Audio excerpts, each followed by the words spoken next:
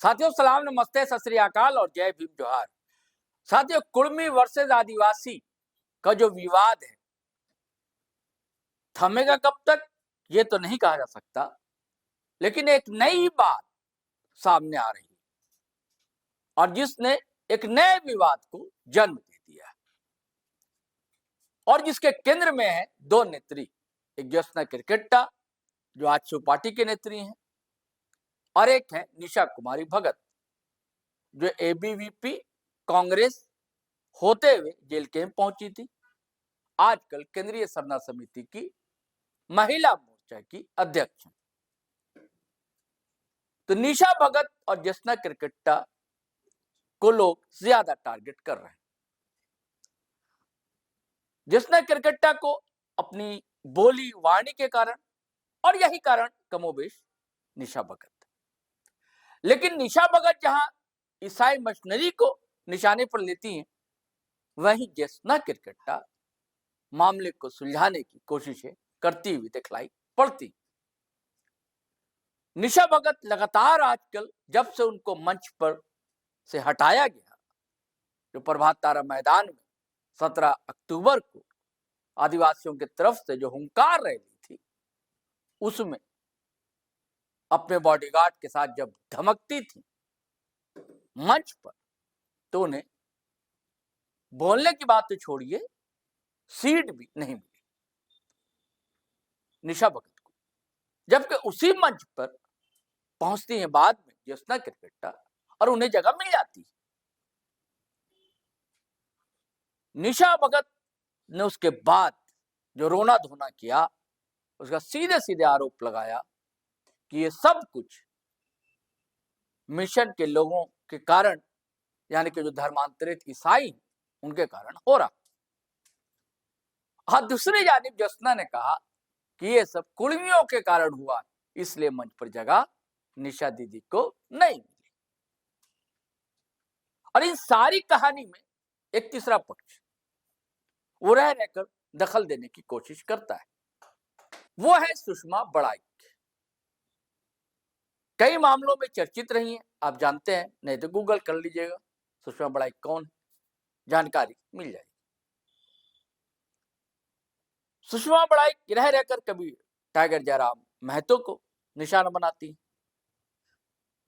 तो कभी निशा कुमारी भगत को।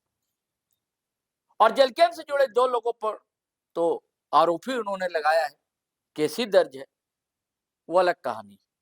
उनकी गिरफ्तारी कब होगी, सवाल यह भी। तो निशा पर फिर वही आरोप दोहराए हैं, अब बहुत ही सख्ती से, बहुत कड़क अंदाज में कहा है। बीच बीच में सुषमा बड़ाइक चुस्की भी लेती है, व्यंग कसती। अब जो व्यंग का जो भार है कितना सह पा रही है निशा भगत, वही जानती हो, क्योंकि इस सिलसिले में सुषमा बड़ाइक के कई वीडियो आ चुके हैं। ये तो टटका वीडियो है उनका, जो हम आपको साथियों सुनवाएंगे। निशा भगत का कोई भी जवाब नहीं मिलना या उनकी तरफ से कोई बयानबाजी का ना होना या कोई सीधे सीधे कहिए जवाब ना देना भी सवाल खड़े करता है। इस ओर भी इंगित करता है कि क्या ये जो इल्जाम चस्पा कर रही है सुषमा, कहीं ना कहीं कुछ सच्चाई तो नहीं। दरअसल दाल में काला है क्या, तो क्या काला है, ये सब दोस्तों हम आपके हवाले छोड़ते हैं। इससे पहले कि हम आपको सुषमा बड़ाइक का वीडियो सुनवाएं, आपसे वही गुजारिश है, आग्रह है कि आप पहली बार अगर हमारे चैनल पर आए हैं दोस्तों, तो सब्सक्राइब करना बिल्कुल ना भूलिए।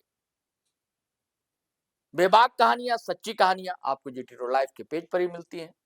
हम कोशिश करते हैं कि आप जो चाहते हैं मन को टटोलें, पकड़ें और उसे बताने की कोशिश करें। प्रयास किंचित सफल रहता है या नहीं, ये तो आपका कमेंट बताता है। तो चलिए साथियों, आप शेयर कर लिए, अच्छी बात है, आभार आपका।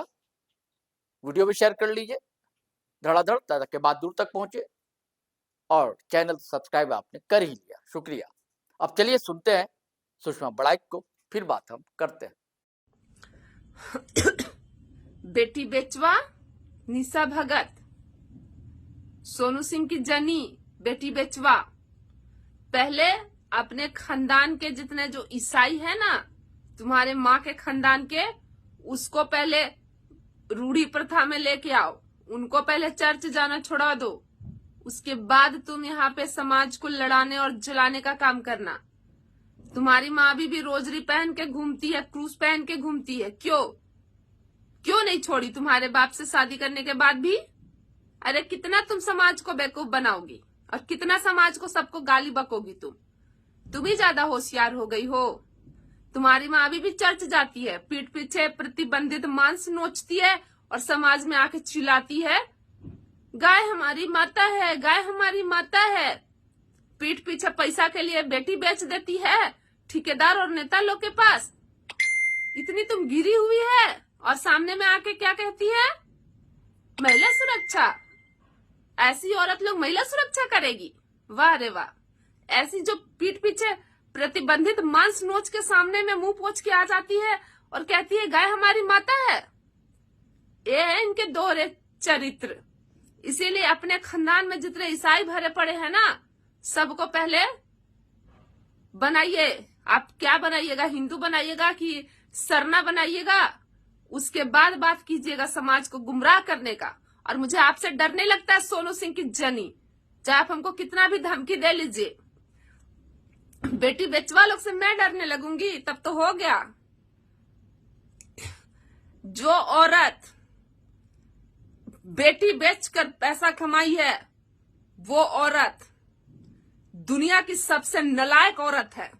और तुम मेरे सामने जो घटिया काम की हो ना, उसका मैं जीता जागता सबूत हूं। और जिस दिन जरूरत पड़ा ना, तो पूरा साक्ष्य के साथ तुम्हारे ऊपर एक नहीं 4-4 केस ठोकूंगी कि तुम सोनू सिंह की जनी हो कि नहीं। तुम आपराधिक संगठन लोग के साथ सांठगांठ करके झारखंड को जलाने का काम कर रही है। क्या सोच रही है कि तुम्हारे ये आलतू फालतू काम से सरकार इंप्रेस हो जाएंगे? सुषमा बड़ाई बनना चाहती है, इसको भी 4 गो बॉडीगार्ड चाहिए, सुषमा बड़ाई बनेगी। लिखी है ना भारत सरकार को, राज्य सरकार को, हमको सुरक्षा दे दो। अरे राज्य सरकार के पास खुफिया एजेंसी होती है कि कौन व्यक्ति विशेष व्यक्ति के लिस्ट में लाया जा सकता है।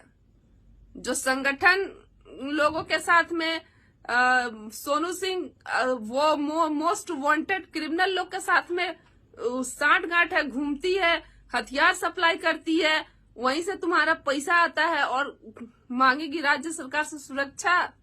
सुषमा संघर्ष की है और हमको धमकवाने का काम मत करना। और तुम ऐसे ही झारखंड को जलाने का काम करेगी तो मैं ऐसा ही विरोध करती रहूंगी, तुम्हारी सच्चाई समाज के सामने लाती रहूंगी। बेटी बेचवा लोग हो तुम।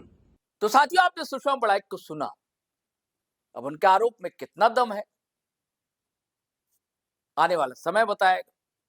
यह इंतजार कीजिए कि निशा कुमारी भगत का जवाब क्या आता है। जो भी अपडेट होगा दोस्तों, हम आपसे जरूर शेयर करेंगे। चलिए इजाजत दीजिए, आज्ञा दीजिए, लेकिन वही आग्रह कि सब्सक्राइब नहीं किया तो धड़ाधड़ कर लीजिए हमारा चैनल और वीडियो धड़ाधड़ फटाफट खटाखट शेयर कीजिए, लाइक कीजिए, कमेंट कीजिए। आज्ञा दीजिए, इजाजत दीजिए। जय हिंद, जय भारत।